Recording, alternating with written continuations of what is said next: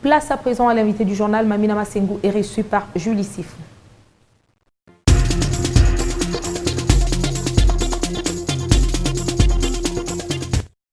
La situation politique de la nouvelle province du Haut-Katanga et quand les professionnels des médias fait un effet boule de neige. Pour en parler, Mamina Massengo, notre invitée du journal, bienvenue. Merci beaucoup, Julie. D'abord, cette question pour paraphraser les téléspectateurs, les auditeurs, les internautes. Que vaut ces silences audiovisuels? Si vous le permettez, pour commencer, je voudrais demander pardon au public pour cette disparition. J'ai disparu de l'antenne sans explication, sans un au revoir, parce que je n'avais pas l'intention de faire mes adieux à la profession, étant donné que je suis encore là. Parce que beaucoup disent que l'information et la communication sont comme des cousines. D'autres encore vont jusqu'à dire que la communication que je fais maintenant beaucoup avec l'information et je vais en venir au fait que depuis le mois de mars, je travaille à Lubumbashi, au Katanga, au cabinet du nouveau gouverneur Jacques Yaboula Katoué dans la communication. Ça ne m'a pas fermé les portes des médias en fait, parce qu'on a des confrères qui sont conseillers en communication, consultants en communication et qui continuent les antennes. Et disons un tout petit peu que moi je n'ai pas encore réussi à organiser mon emploi du temps de façon à faire des briefings sur place à Lubumbashi ou quand je viens en mission ici afin d'assurer la qualité de débriefing. Et pour ça, je présente une tonne de pardon à tous ceux qui aimaient des briefings, à tous ceux qui aiment B1 et qui nous suivaient aussi sur les autres chaînes. Pourvu qu'ils vous le concèdent en attendant. Entre-temps, comment se porte cette nouvelle province et son nouveau jeune gouverneur? Alors, l'observation montre que la province se porte mieux.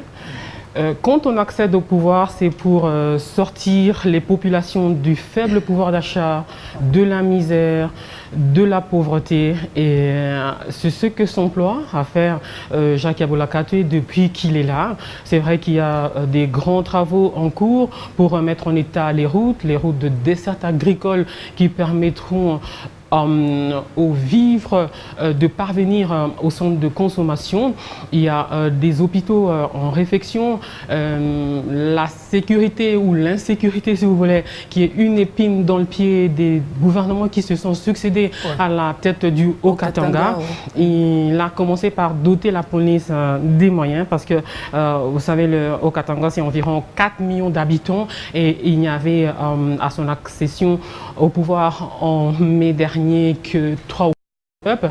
Aujourd'hui, on est à une cinquantaine et il a promis une centaine dans les jours qui viennent. Ça veut dire qu'il pose les jalons d'une nouvelle province où les populations accèdent petit à petit au bien-être. Entre-temps, il continue à mener sa politique en tant qu'acolyte du PPRD. C'est un cadre, c'est un membre du PPRD et il a mis en place des cellules Wandani. Qu'est-ce que c'est? Ça fait beaucoup de bruit. Tout homme politique qui devient grand ou connu, c'est pas un miracle. L'autorité, le poids politique, ça se travaille au fil des ans et au fil des jours par des actions concrètes. On a remarqué, et vous serez d'accord avec moi, que dans notre pays, les partis politiques s'essoufflent après les échéances électorales. Et ce qu'on voit d'habitude, après les élections de décembre dernier, quand il a accédé à la tête du Haut-Katanga, il à faire que le PPRD continue à porter haut le flambeau, hein, comme on l'appelle, pour qu'il continue à fonctionner, pour que les militants continuent à adhérer. Parce qu'un parti politique, ce sont les masses, c'est le nombre. Quand on se voit la face, en dehors de l'ICASI, qui est son fief, où il a été à la fois député national, personne ne le connaissait. Il y a une année, vous ne le connaissiez pas. Beaucoup de ceux qui nous regardent ne le connaissaient pas. Et il a travaillé à se faire aimer de l'ICASI. L'ICASI qui est une ville à 120 km de Lubumbashi. Il a travaillé à se faire accepter. Aujourd'hui à l'ICASI, vous pouvez y descendre. On peut vous inviter pour que vous veniez vous-même faire des enquêtes afin que vous vous rendiez à l'évidence. C'est à l'ICASI, c'est lui ou personne. J'en veux pour preuve un candidat député national qui, à la veille des élections décembre dernier, lui avait avoué qu'il était prêt en fait à arrêter en quelque sorte, étant donné qu'il s'était rendu compte que tout le monde ne jurait que par lui, tout le monde ne parlait que de voter pour lui. C'est arrivé comment? Par sa fondation qui porte son nom, Jacques Yaboula Katoué. Je l'ai dit au début, dans ce pays, il y a beaucoup de misère, beaucoup de pauvreté, des problèmes de pouvoir d'achat. Et quand un leader politique arrive à répondre à des problèmes d'urgence, à des problèmes sociaux des populations, les populations ne peuvent que l'aimer, ne peuvent que le lui rendre. Donc par la fondation, pendant des années, ça existe depuis un peu plus de 10 ans. Il a construit des ponts, il a accordé à des vendeuses et des maraîchères des microcrédits. Il a organisé des populations des milieux les plus reculés en coopératives agricoles.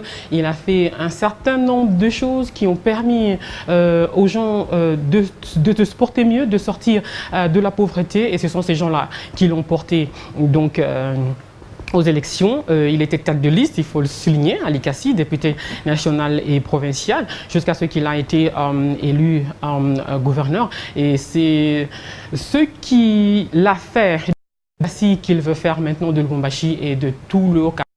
C'est vrai qu'Ali Kassi, il a plus travaillé avec la fondation qui a porté son nom. Aujourd'hui, c'est Lubumbashi. Il a fait un appel. Les gens l'ont accepté, on l'a vu. Image, et c'était une semaine d'adhésion massive. Beaucoup d'observateurs ont dit que c'était une première dans l'histoire du parti de voir chaque jour le siège du PPRD au Katanga plein comme un œuf, où des gens jeunes et vieux, femmes et hommes affluaient donc, pour prendre leur carte de mon parti, répondant ainsi à l'appel de Jacques Yaboula Katoué. Mais est-ce que ce n'est pas aussi le fait justement de la faim, autrement conditionner cette transformation de vie des gens qui sortent du néant, d'agriculture notamment, mais qui doivent forcément adhérer au PPRD pour avoir ça comme avantage? Je ne l'ai pas entendu conditionner l'adhésion au PPRD. Hein. À des microcrédits, bien au contraire. Les gens ont répondu à cet appel par conviction, parce qu'ils croient en lui d'abord, et c'est comme ça que ces populations l'ont suivi au PPRD. Ces gens-là veulent vivre ce que ceux de la fondation Jacques Yaboula Katoué, Ali Kassi, à Lubumbashi, parce que la fondation existe aussi. Ont vécu, pourquoi pas, se mettre ensemble pour être derrière le parti de Joseph Kabila et le soutenir. Il doit avoir suffisamment de moyens pour maintenir cette situation. Vous y contribuez, vous aussi?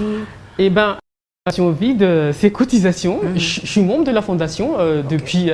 Et il ne faut pas oublier qu'en dehors d'être un homme politique, il était ministre des Finances aussi pendant assez longtemps. Il a investi lui-même dans l'agriculture parce qu'il possède une énorme ferme dans la périphérie de Lubumbashi. Et partenaires qui mettent la main à la peau justement pour soutenir d'abord ces humanitaires, parce qu'une fondation, ce sont ces actions au PPRD justement pour montrer que le PPRD n'est pas mort. C'était ça son enjeu.